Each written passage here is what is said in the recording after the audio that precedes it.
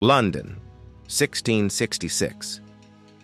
Most of the city was made of wood. The streets were narrow. Houses stood very close together.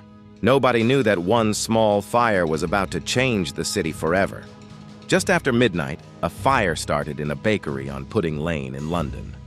Thomas Farriner had gone to sleep, believing the bakery fire had been safely put out. But one small spark was still burning inside the oven. During the night, the spark caught nearby wood and flour sacks on fire.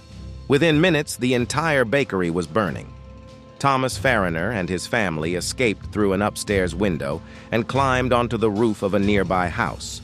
One servant was too frightened to climb and became the first person believed to have died in the fire. Neighbors rushed to the bakery with buckets of water. They believed the fire could be stopped easily, but they were wrong. London in 1666 was very crowded. Most houses were made of dry wood. The streets were narrow and the buildings almost touched each other. A strong wind blew through the city that night. Burning pieces of wood and ash flew through the air and landed on nearby houses. Soon, more and more buildings caught fire. Within a few hours, entire streets were burning. The flames moved faster than people could run. In those days, people sometimes stopped fires by destroying houses in front of the flames. This created an empty space that the fire could not cross. The mayor of London, Sir Thomas Bloodworth, refused to destroy the houses. He believed the fire was too small to be dangerous. By the time the mayor finally agreed to destroy buildings, the fire had already become too powerful. People grabbed whatever they could carry. Some carried boxes, furniture, and even animals. Others had nothing but the clothes they were wearing.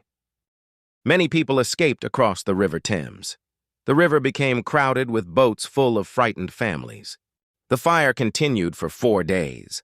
Day and night, the sky above London glowed bright orange. Markets, churches, and public buildings were swallowed by the flames. One of the most famous buildings in London was next. People believed St. Paul's Cathedral would be safe because it was made of stone. But the wooden scaffolding around the cathedral caught fire, and soon the entire building was burning. The roof of the cathedral crashed down.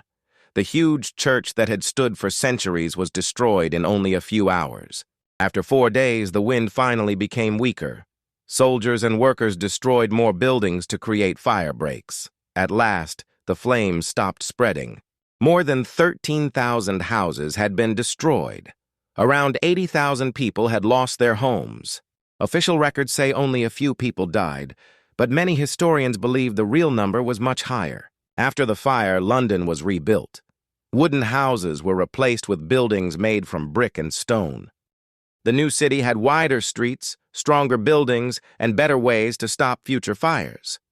The Great Fire of London began with one forgotten spark in a bakery, but it changed London forever. Please subscribe to Knowledge Junction for more amazing facts and stories.